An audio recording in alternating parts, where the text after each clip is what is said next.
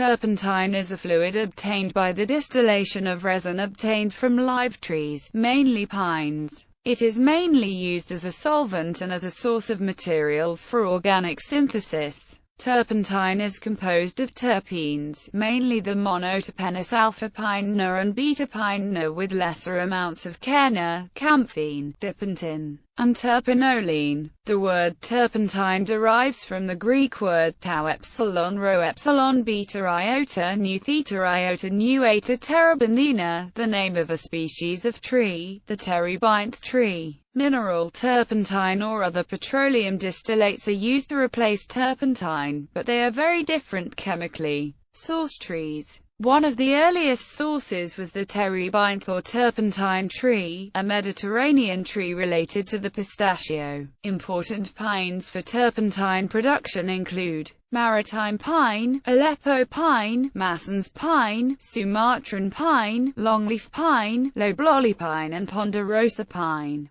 Canada balsam, also called Canada turpentine or balsam of fir, is a turpentine which is made from the oleoresin of the balsam fir. Venice turpentine is produced from the western larch Larix occidentalis. In order to tap into the sap-producing layers of the tree, turpentiners used a combination of hacks to remove the pine bark. Once debarked, pine trees secrete oleoresin onto the surface of the wound as a protective measure to seal the opening, resist exposure to microorganisms and insects and prevent vital sap loss. Turpentiners wounded trees in V-shaped streaks down the length of the trunks so as to channel the oleoresin into containers. It was then collected and processed into spirits of turpentine. Oleoresin yield may be increased by as much as 40% by applying paraquat herbicides to the exposed wood. The V-shaped cuts are called cat faces, for their resemblance to a cat's whiskers. These marks on a pine tree signify it was used to collect resin for turpentine production. Converting oleoresin to turpentine. Crude oleoresin collected from wounded trees may be evaporated by steam distillation in a copper still. Molten rosin remains in the still bottoms after turpentine has been evaporated and recovered from a condenser. Turpentine may alternatively be condensed from destructive distillation of pine wood. Oleoresin may also be extracted from shredded pine stumps, roots, and using the light end of the heavy naphtha fraction from a crude oil refinery. Multi-stage countercurrent extraction is commonly used so fresh naphtha first contacts wood leached in previous stages and naphtha laden with turpentine from previous stages contacts fresh wood before vacuum distillation to recover naphtha from the turpentine. Leached wood is steamed for additional naphtha recovery prior to burning for energy recovery. When producing chemical wood pulp from pines or other coniferous trees, sulfate turpentine may be condensed from the gas generated in craft process pulp digesters. The average yield of crude sulfate turpentine is 5 to 10 kilograms T pulp.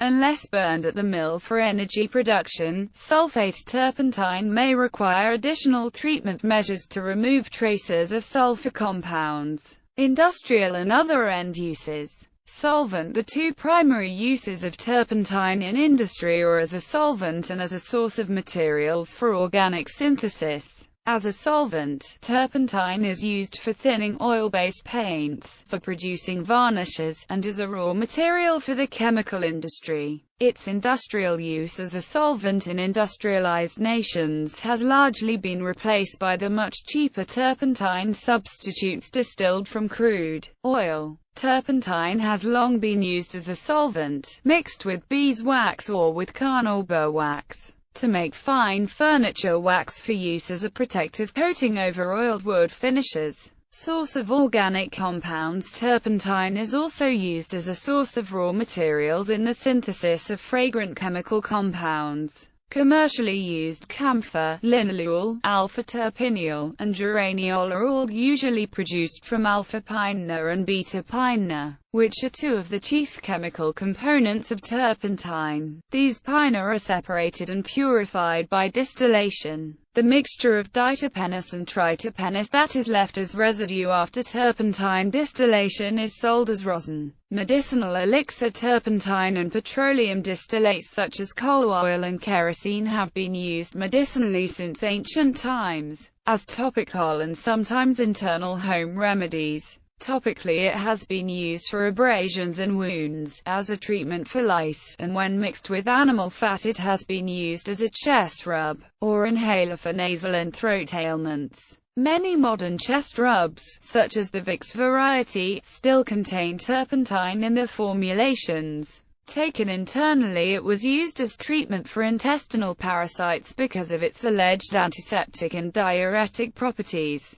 and a general cure-all as in Hamlin's Wizard oil. Sugar, molasses or honey were sometimes used to mask the taste. Internal administration of these toxic products is no longer common today. Turpentine was a common medicine among seamen during the Age of Discovery, and one of several products carried aboard Ferdinand Magellan's fleet in his first circumnavigation of the globe. Niche uses turpentine is also added to many cleaning and sanitary products due to its antiseptic properties and its clean scent. In early 19th century America, turpentine was sometimes burned in lamps as a cheap alternative to whale oil. It was most commonly used for outdoor lighting, due to its strong odor. A blend of ethanol and turpentine added as an illuminant called burning fluid was also important for several decades. In 1946, Soichiro Honda used turpentine as a fuel for the first Honda motorcycles, as gasoline was almost totally unavailable in Japan following World War II. Turpentine was a common additive in cheap gin until the 20th century and gave it its characteristic juniper berry flavor without the need for pricier distillations with aromatic spices and berries.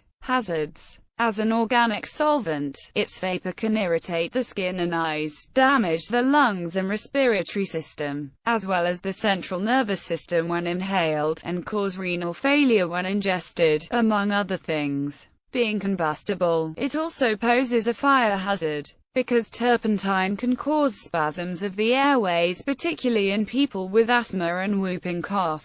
It can contribute to a worsening of breathing issues in persons with these diseases if inhaled. People can be exposed to turpentine in the workplace by breathing it in, skin absorption, swallowing it, and eye contact. The occupational_safety_and_health_administration has set the legal limit for turpentine exposure in the workplace as 100 ppm over an 8-hour workday. The National_Institute_for Occupational_Safety_and_Health has set a recommended exposure limit of 100 ppm over an 8-hour workday. At levels of 800 ppm, turpentine is immediately dangerous to life and health.